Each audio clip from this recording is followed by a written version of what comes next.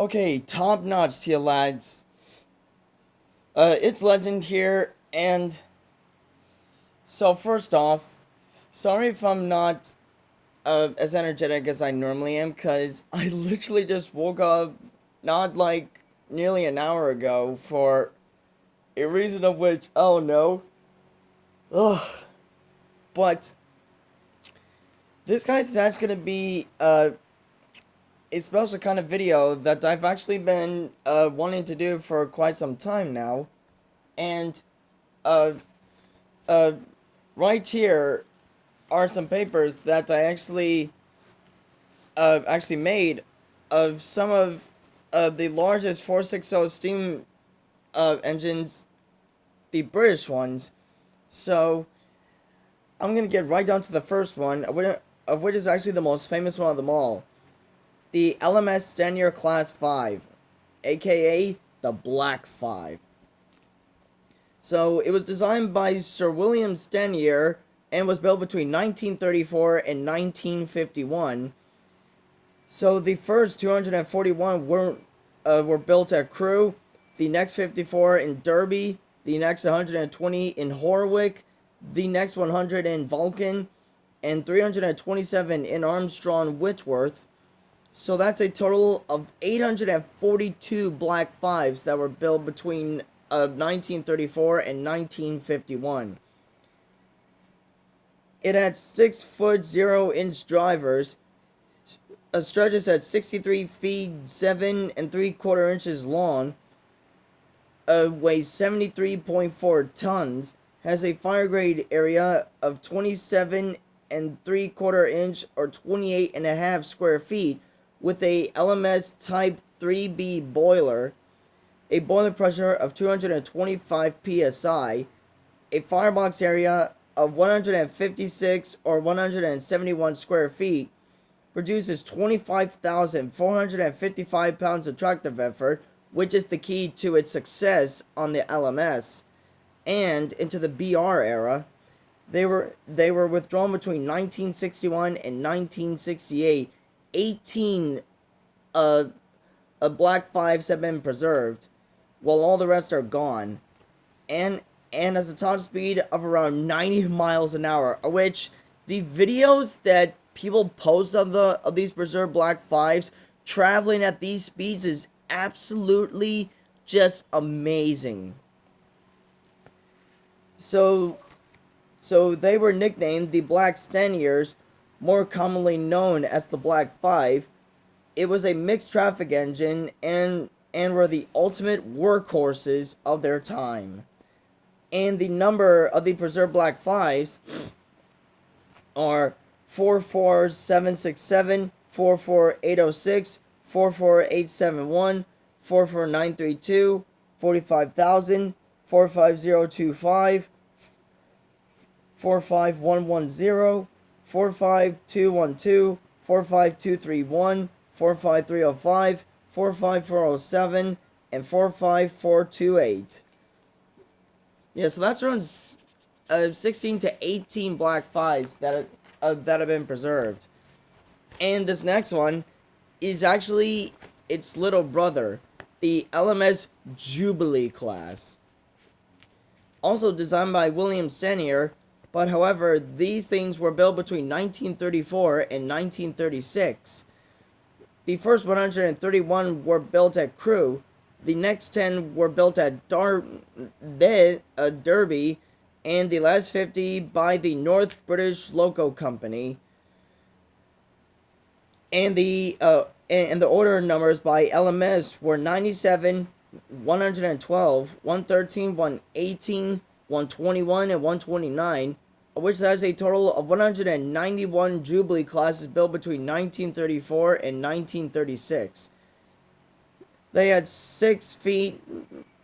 They had 6-foot 9-inch drivers, stretched around the same length as its bigger brother, the Black 5, but it weighed 80.80. Well, the engine itself weighed 80.83 tons, while the tender weighed 55.53 tons, which is a total of 136.36 tons. had a fire grade area of 29.5 to 31 square feet, with an LMS Type 3A boiler. Also produced 225 pounds per square inch. Had a firebox area of 162 or 181 square feet, which to me actually doesn't sound like a lot, but it's a lot for a 460. It produced 26,610 pounds of tractive effort, which is actually surprisingly more than its bigger brother, the Black 5. And the first one was withdrawn in 1952, while the rest were withdrawn between 1960 and 1967. 4 are left, and the rest are gone, but 2 have been rebuilt recently. The preserved are LMS 5593, now BR 45593, Caliber, or however you pronounce that one's name, LMS 5596, or right now BR 45596, Bahamas, LMS 5690, or now BR 45690, Leander, LMS 5699, now BR 45699, Galactia, and LMS 552, now BR 4552, Silver Jubilee, and a top speed of around 80 miles an hour. So the Jubilees weren't built for as long as the Black 5s, but they were successful at hauling passenger trains, which is actually quite impressive considering their popularity.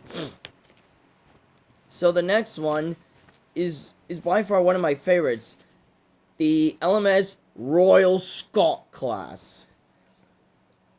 Except that this one was designed by Sir Henry Fowler, which was then rebuilt by William Stanier. They were built between 1927 and 1930. The first 50 were built at the North British Locomotive Company, and the other 20 at Derby, which makes a total of 70 Royal Scots built. The engine itself weighed 86.26 tons, while the tender weighed 55.53 tons, of which is the exact same amount of weight as its predecessors. Well, technically its cousins, the Jubilee class and the Black 5. With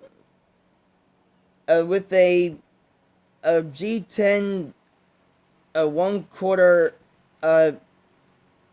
S, which was then rebuilt into a Type 2A boiler, with a boiler pressure of 250 pounds per square inch.